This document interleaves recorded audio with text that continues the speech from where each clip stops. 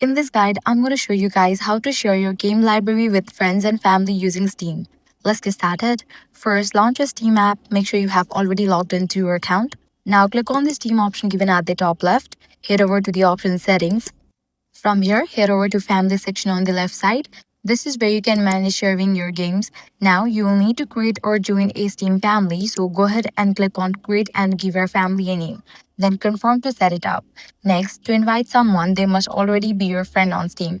So if you haven't added them yet, hover over your profile name at the top. Go to Friends and click Add a Friend to send them a request. Once they are on your friend list, go back to Family section, click Invite a Member and search for the name. Select them, choose your role, and send them the invite. Now, the other person just needs to accept the invitation on their account.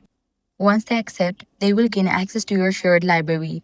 When they go to their library tab, they will see your games listed there and they can install and play them just like their own. And that's it. That's how you can share your games with others using Steam.